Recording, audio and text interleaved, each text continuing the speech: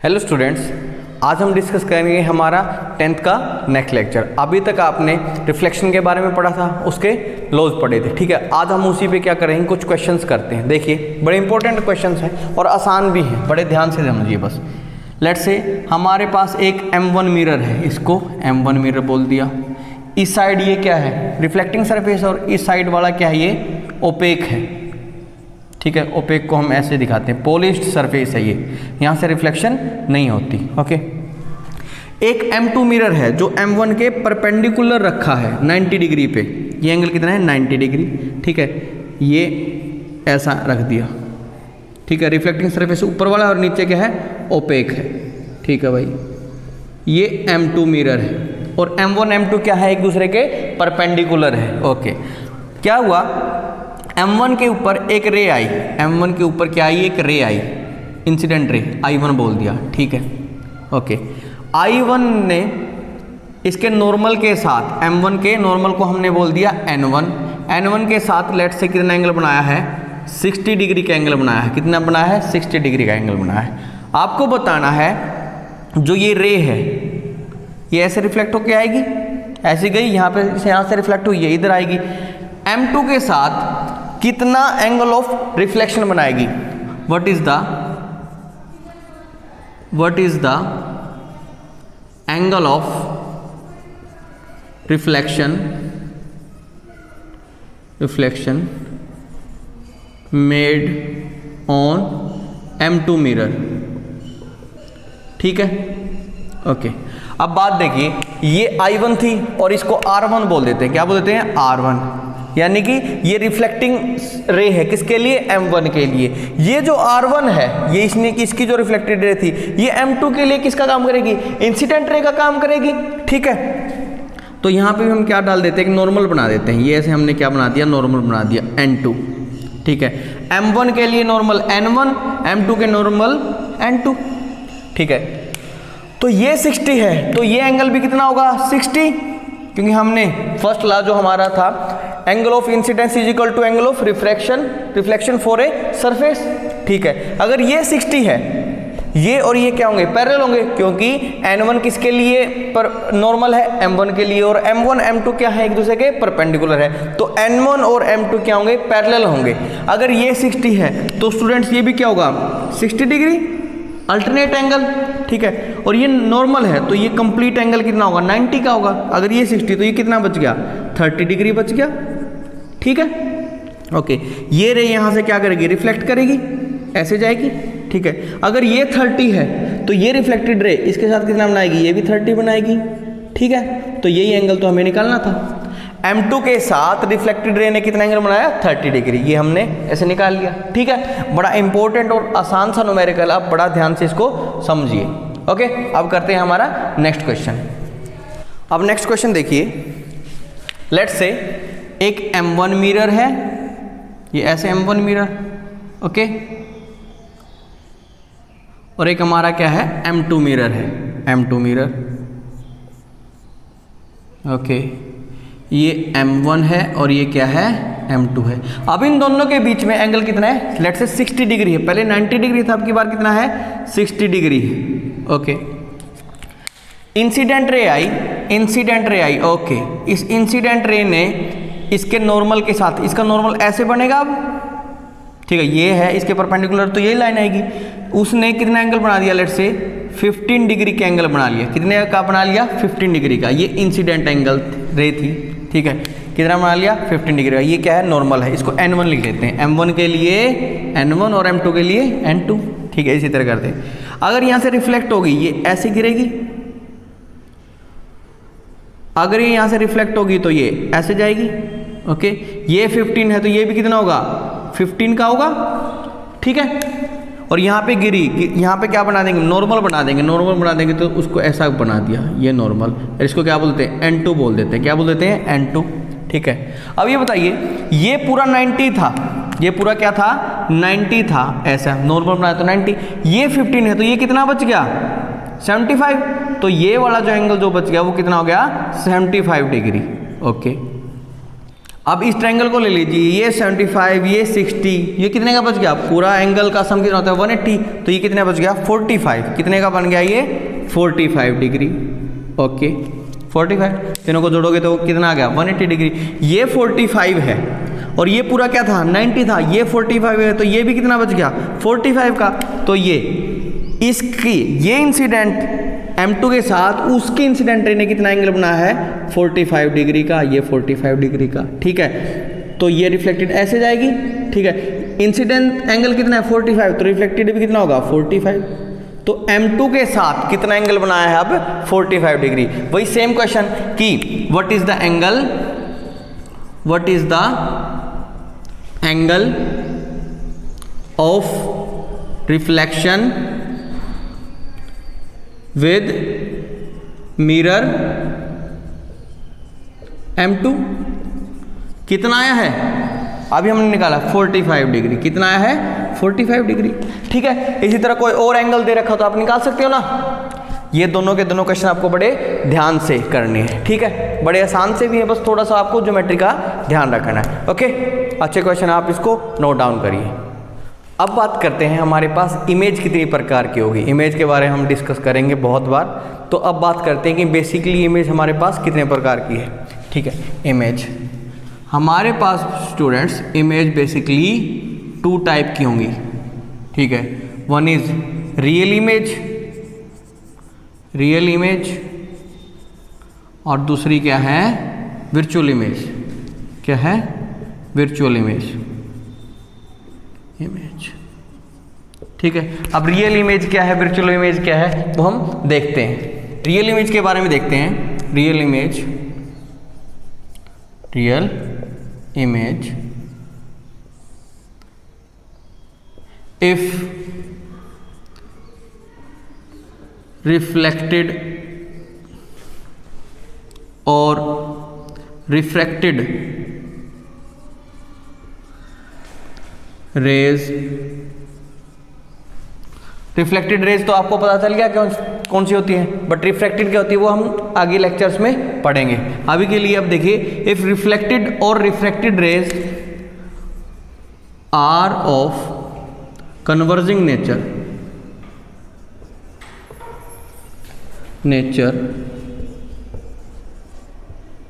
अगर हमारी reflected rays या रिफ्रैक्टेड रेज कन्वर्जिंग नेचर की होगी, किसकी होगी?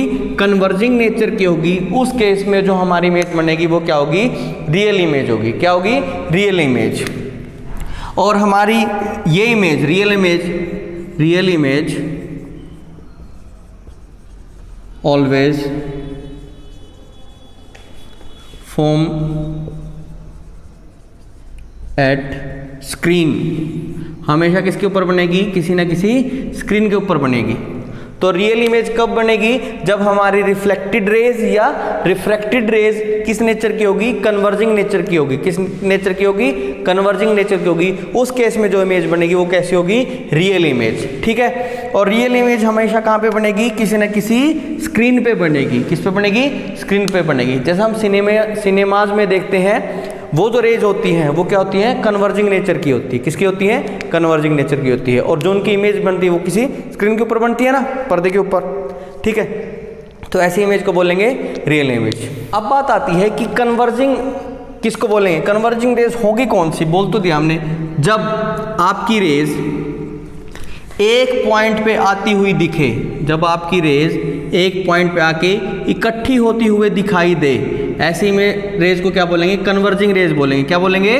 Converging rays. ये सारी रेज एक पॉइंट पे आ रही हैं। ठीक है, तो ये सारी रेज कैसी है? कन्वर्जिंग रेज है। कैसी है? Converging rays, converging raise.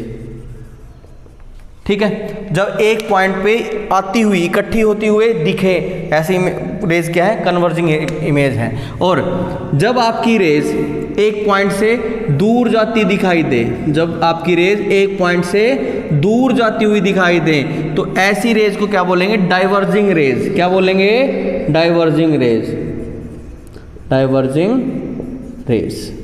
Okay, तो ये था आपकी कन्वर्जिंग रेज के बारे में, और ये क्या था आपका? डाइवर्जिंग रेज के बारे में। एक पॉइंट पे इकट्ठी हो, तो कन्वर्जिंग रेज, एक पॉइंट से दूर जाएं तो क्या होगी, डाइवर्जिंग रेज। ठीक है, अब स्क्रीन पे कैसे बनेगी उसको समझने के लिए थोड़ा सा एग्जांपल लेते हैं, छोटा सा।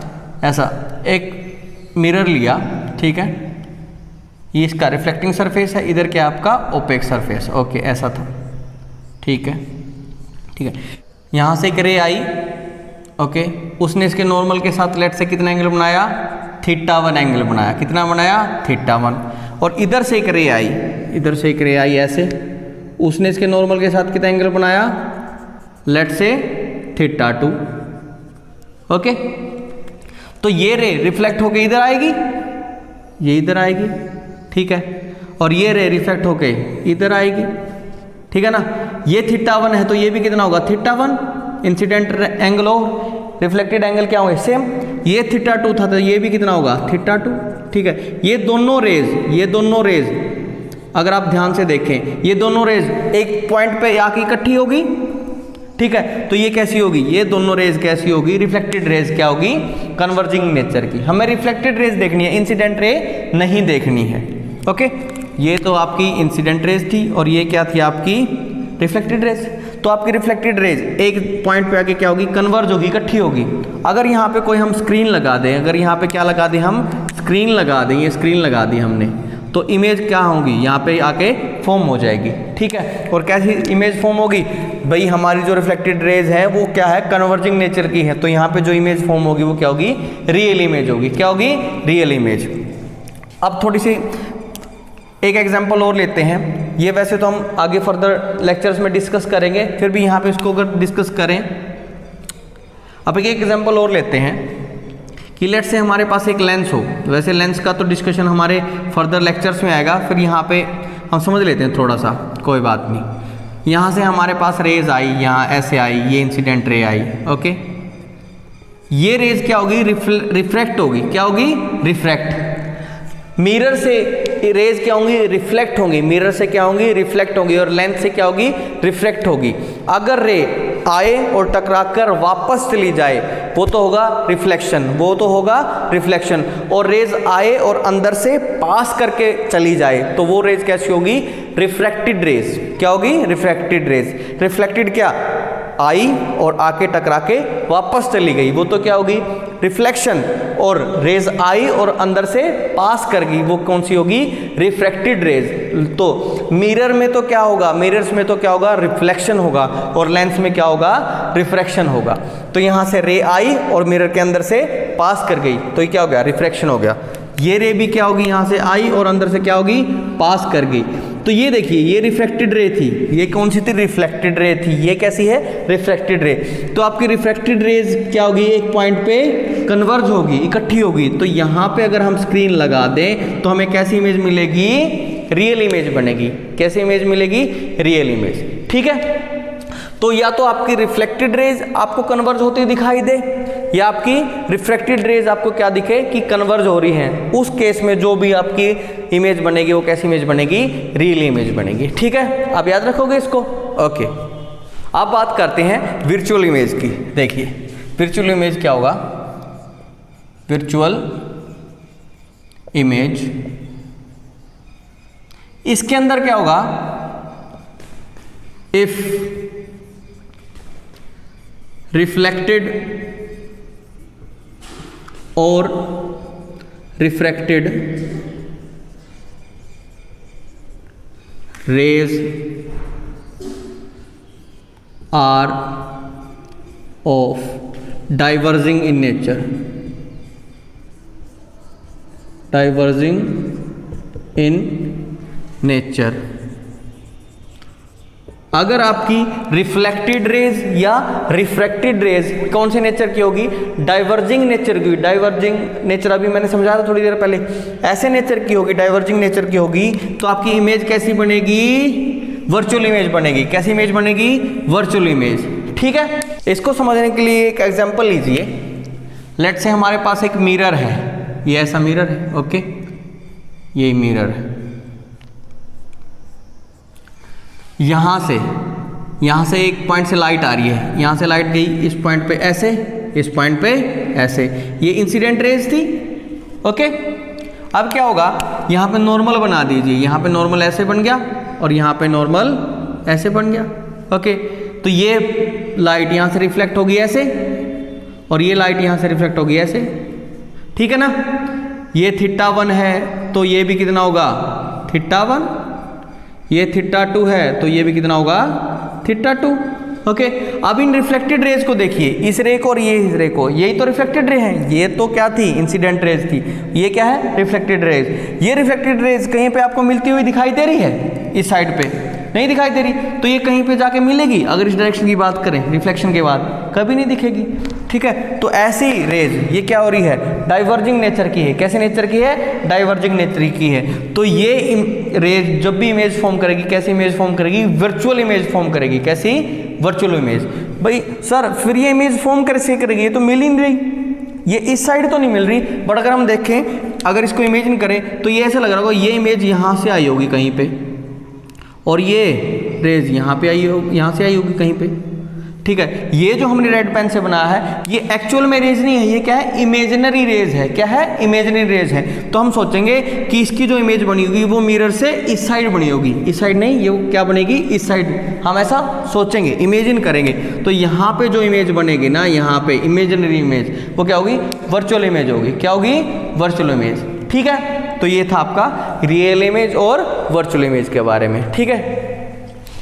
अभी तक हमने इमेज के बारे में तो देख लिया कि रियल इमेज है, वर्चुअल इमेज है। उसी तरह हमारे पास ऑब्जेक्ट भी दो तरह के होते हैं, रियल ऑब्जेक्ट और इमेजिनरी ऑब्जेक्ट। रियल ऑब्जेक्ट आपके सिलेबस में है, वो हम डिस्कस करेंगे, और वर्चुअल या इमेजिनरी ऑब्जेक्ट हम डिस्कस नहीं करेंगे क्योंकि वो आपके सिलेबस में नहीं है। तो बात करते हैं रियल ऑब्जेक्ट की। किसकी बात करते हैं, रियल ऑब्जेक्ट। रियल ऑब्जेक्ट, इसमें क्या होगा, व्हेन